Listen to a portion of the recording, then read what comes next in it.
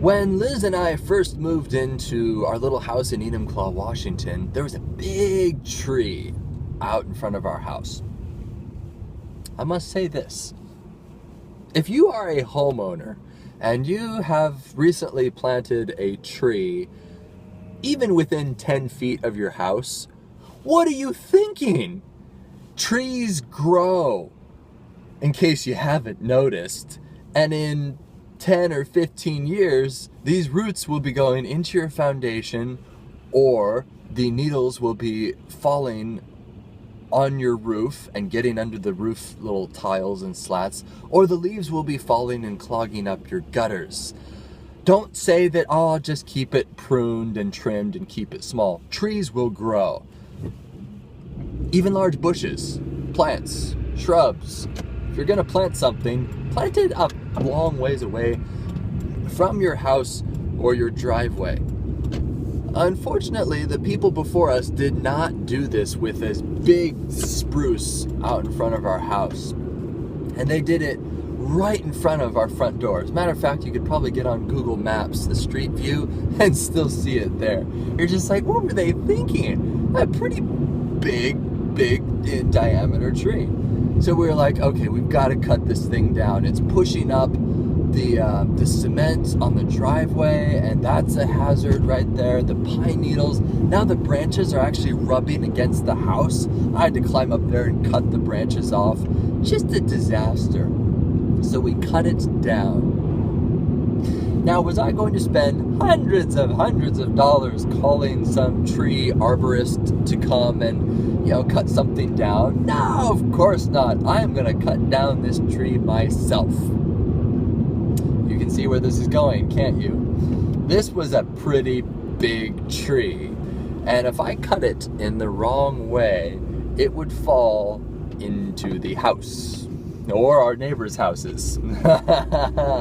Yeah, right. I'm sure insurance would cover that, you know what I mean? So, to take extra precautions, I got some of my climbing rope, climbed up to the top, and then tied it at the top, dropped it down. We tied it to the back of my pickup truck and drove it down the street so that it was sort of bent and leaning in the direction of the street.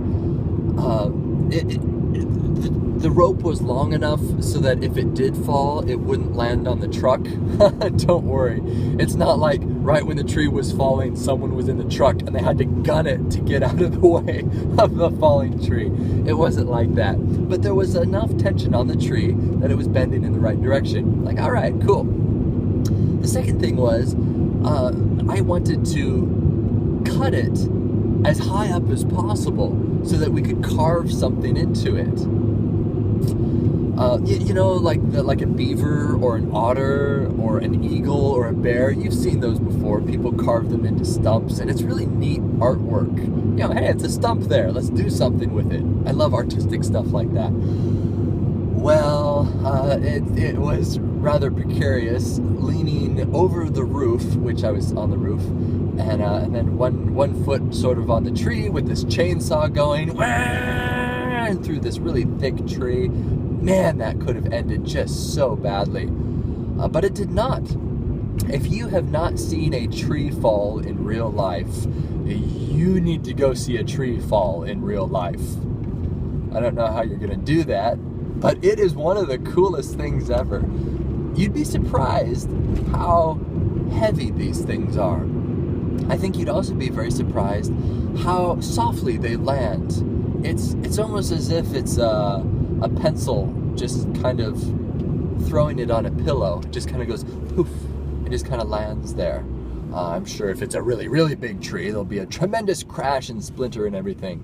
And there was splintering. But the reason why it lands so softly, at least a pine tree, is because there are so many fluffy branches on it.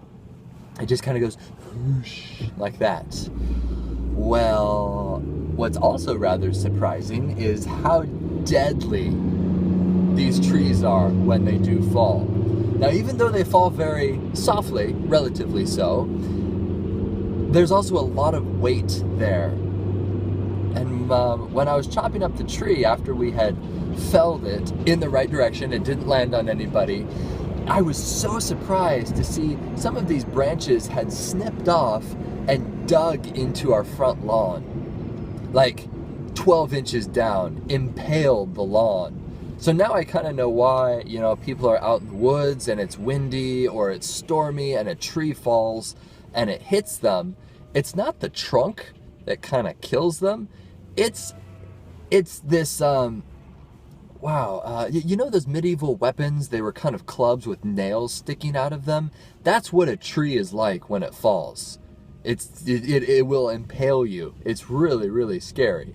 Wow. So everybody was really far away from everything. I did actually film it because I thought something wrong was going to happen. And hey, I figured if it's going to land on our house, I might as well get a viral video out of this thing. That's how I think.